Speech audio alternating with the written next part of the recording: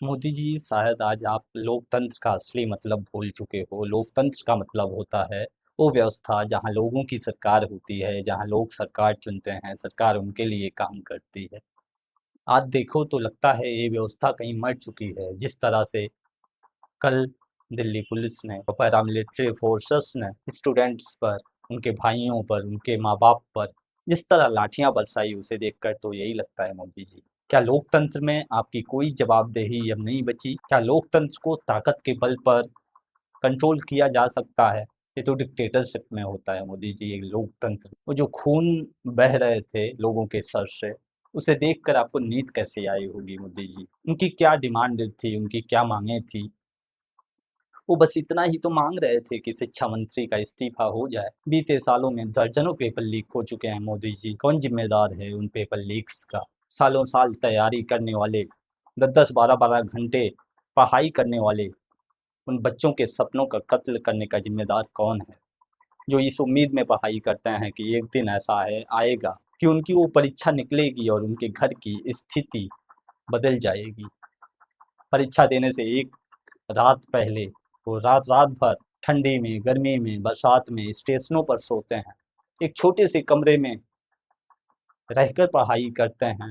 10 से 12 घंटे, 10-10 12-12 घंटे किताबों में घुसे रहते हैं। उन सपनों का कातिल कौन है मोदी जी? और अगर इस व्यवस्था में इतने पेपर लीक हुए तो क्या आपके शिक्षा मंत्री की या आपकी, आप सरकार के मुखिया हैं, क्या आपकी जिम्मेदारी नहीं थी कि आपको शिक्षा मंत्री को पद से हटाना चाहिए था?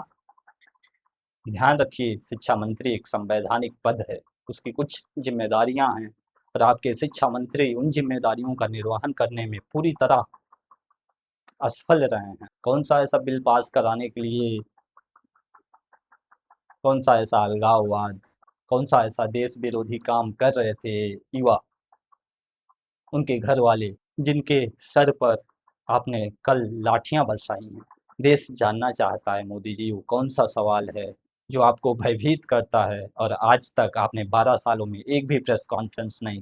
देश जानना चाहता है मोदी जी कि आज लोकतंत्र में जनता की सरकार जनता की बातें क्यों नहीं सुन रही? लोकतंत्र जानना चाहता है मोदी जी कि सोनम वांगचुक 22 दिनों से भूख हड़ताल पे थे, उनसे कोई बातचीत की पेशकश क्यों नहीं की गई?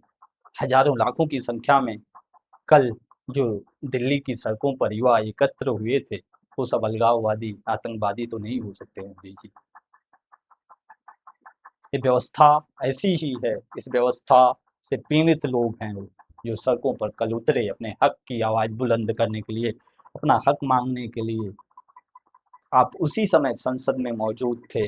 आपने उनकी मांगों को मानने, उनसे बातचीत की पेशकश करने के बजाय उन पर लाठियां भाजने का फैसला क्यों लिया? देश जानना चाहता है मोदी जी। जनता कह रही है कि परिवर्तन की आवाज है मोदी जी। जनता कह रही है कि इस उंगली में बहुत ताकत होती है। आपने सत्ता की ताकत अगर लाठियों से दिखाई है तो जनता आने वाले चुनाव में आपको इस उंगली की ताकत दिखाएगी मोदी जी।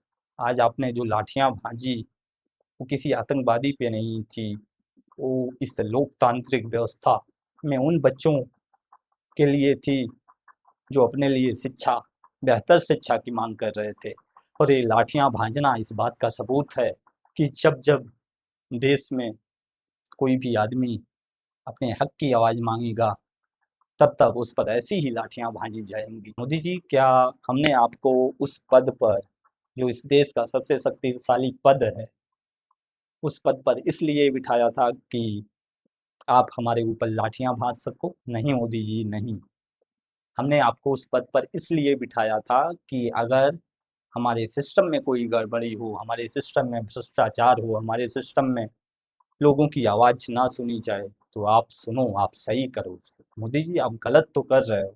बच्चों के सिरों पर लाठियां भांज कर जो आपने परिचय दिया, वो लोकतंत्र का परिचय तो नहीं था। और आने वाला चुनाव इस बात का साक्षी बनेगा कि जनता आपको जो परिचय देगी वो बिल्कुल लोकतंत्र वाला ही होगा। कल का प्रदर्शन इस बात का सबूत है कि लोग डरना बंद कर चुके हैं मोदी जी। अब उन्हें डराने की कोशिश मत करिए। कल एक छोटा बच्चा, जिसका बाप डीएम के ऑफिस में जाता है ना, तो हाथ जोड़ के खड़ा होता है, घुटने टेक कर खड़ा होता है। कल वो बच्चा आईपीएस ऑफिसरों से सवाल कर रहा था मोदी जी, आईजी रैंक के अधिकारियों से बात कर रहा था मोदी जी, जो इस बात का सबूत है कि लोग डरना बंद कर चुके हैं। कोई भी सत्ता लोगों को डरा के नहीं चलती, लोगों की बात सुनकर चलती है। अगर अगर आपने फैसला ले लिया है कि अब यहाँ लोगों की बातें सुनी नहीं जाएंगी, तो लोकतंत्र आने वाले चुनाव में आपको उन आवाज़ों की गूंज इतनी बुलंद करके देगा कि वो आवाज़ें आपके कानों में सालों तक गूंजती रहेंगी।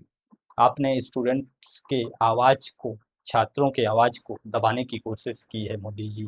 माना उसमें आपके लोग थे, कांग्रेस के लोग रहे होंगे, अदर पार्टियों के लोग रहे होंगे, सीजेपी भी अपना करियर सेट करना चाहती होगी, लेकिन हजारों लाखों की संख्या में जो सड़क पर बच्चे उतरे, क्या वो इतने पागल थे कि किसी पार्टी के लिए लाठियां खाने आ गए? नहीं मोदी जी, वो सब आपकी व्यवस्था से पीड़ित लोग हैं, जिनका भरोसा आपके सिस्टम से उठ चुका है, और वो अपनी आवाज़ बुलंद करने के लिए कल वहाँ मौजूद थे, वहाँ लाठियाँ खाने के लिए मौजूद थे। उनको पता था कि यहाँ पे लाठियाँ मिलेंगी, लेकिन फिर भी वो लोग वहाँ डटे रहे, वहाँ से हटे नहीं। आपकी पुलिस ने हर मुमकिन प्रयास किया उनको वहाँ से हटाने का, फिर भी वो वहाँ से नहीं हटे, ताकि उनकी आवाज़ सुनी जाए, उनकी आवाज़ आपके कानों तक पहुँचे मोदी जी। और आपने उनकी आवाज़ को ही अनसुना कर दिया।